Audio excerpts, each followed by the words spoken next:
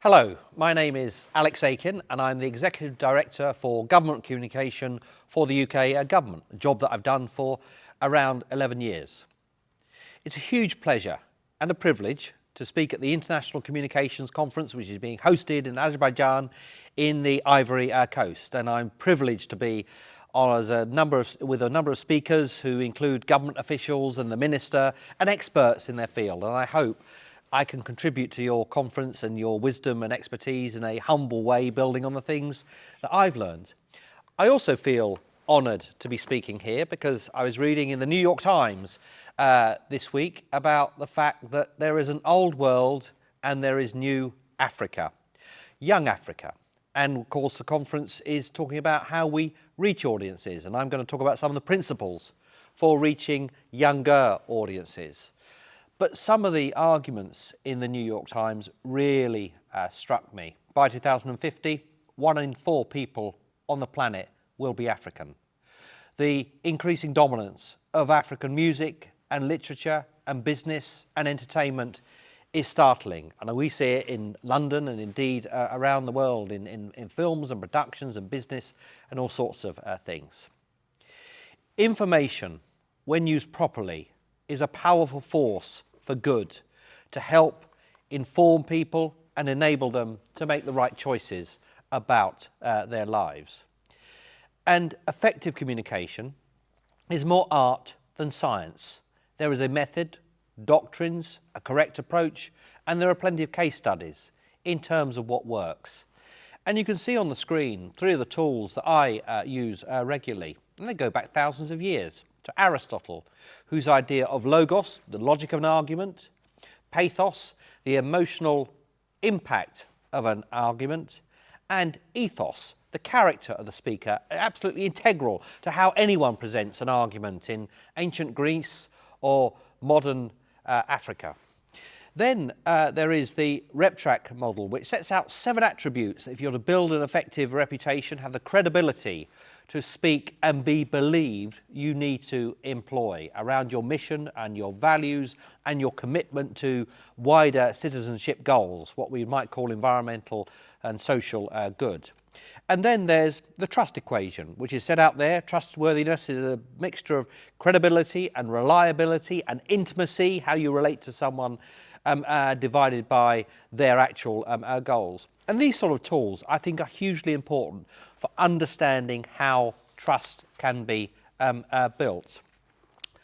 I've worked alongside other democracies who are members of the Organisation for Economic Cooperation and Development to look at what best practice in public service communication looks like. And you can see on the screen the OECD's model for making sure that communication is hugely effective, and there are 5 parts to that.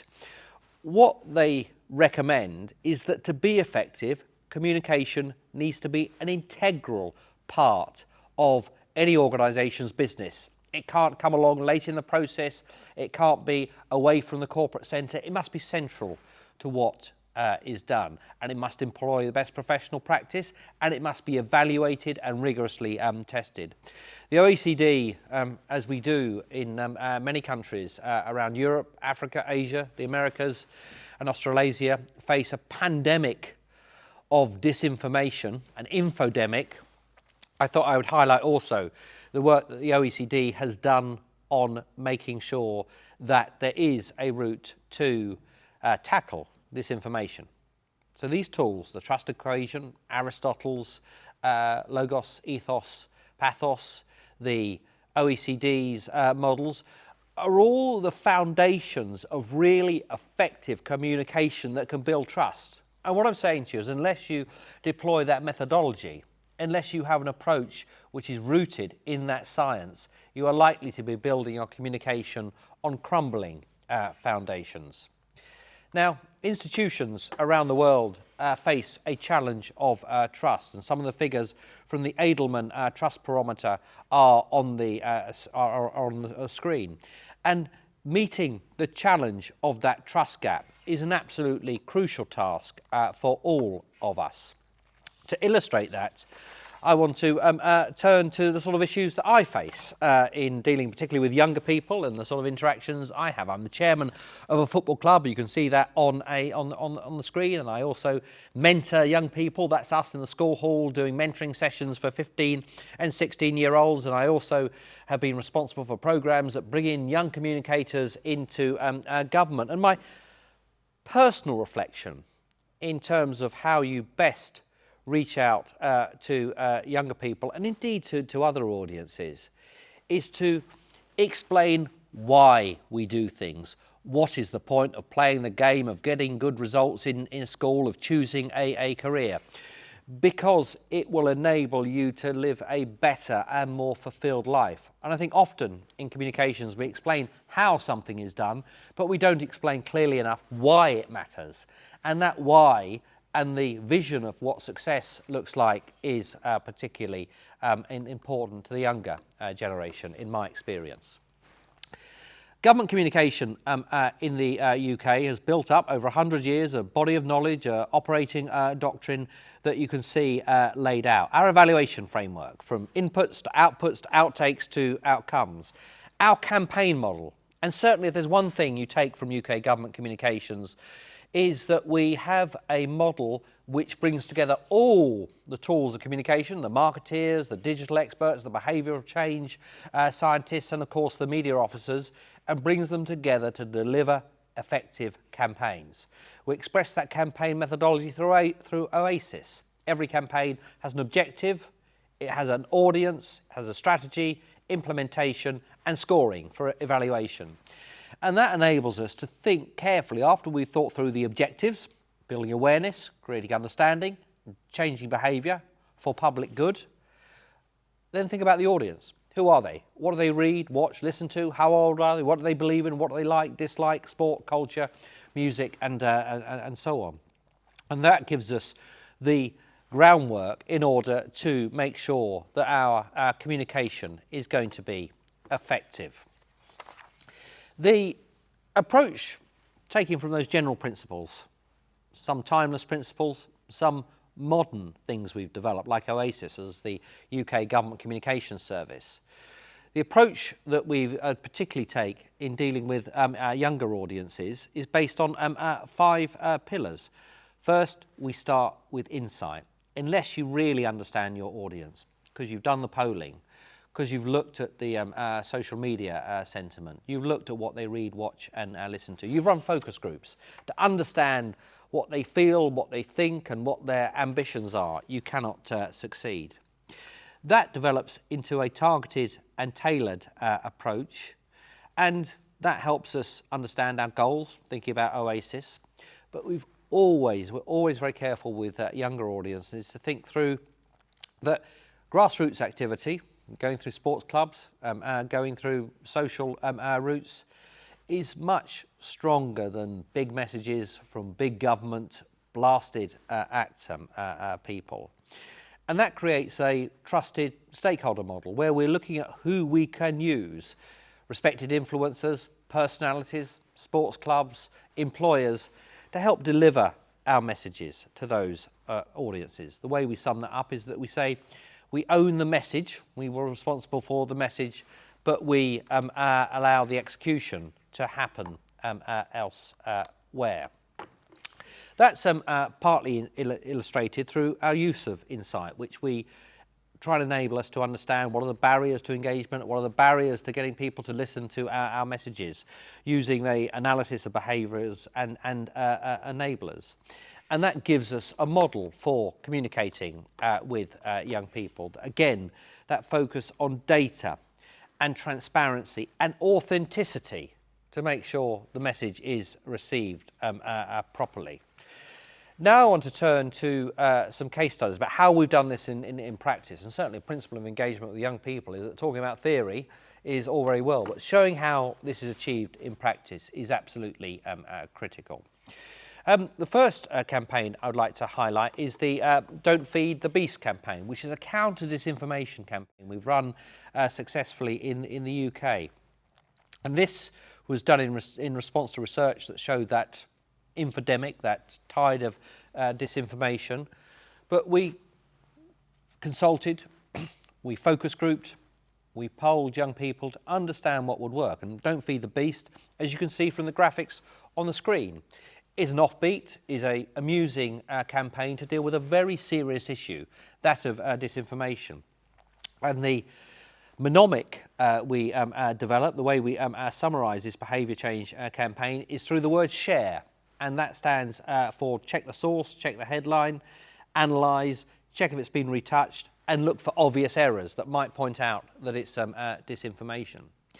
There are lots of counter-disinformation campaigns, but the point I want to illustrate with this campaign is the research that we put in, the offbeat way that we sought to deploy it, and that 5-point checklist to share, to check the headline, to analyse, to retouch, and error. Look for those things to assess whether something is legitimate or whether it is disinformation. And of course, no communication speech in 2023 can go by without talking about artificial intelligence. And to illustrate the dangers of disinformation and part of the antidote to it, you can see on the screen a recent tweet from the British government's Foreign Secretary, James Cleverly, where he went to a company that morphed him into an AI bot, an artificial intelligence vision, which is on the left of the screen, which spoke his words. That illustrates how easy it is to recreate a human face, the human voice, and this is happening.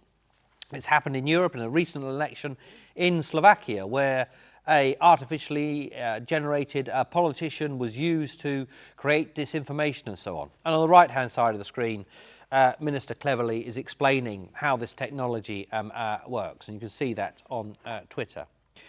Turning to a more positive campaign, our campaign to get young people to work in national citizenship services. This is a campaign that's gone on for a decade, started by the former Prime Minister David Cameron. And we've learnt from this campaign, as we've said to people, come and spend a summer in national citizen work, in helping community, charitable works to improve the environment. The crucial barrier there is how you persuade them to give up some of their free time to do good. And the answer and the point of this campaign is that giving the ownership of the execution to the youth group, to enabling them to design the campaign, to understanding the routes that will get them in to that work, has been crucial to the success of that campaign.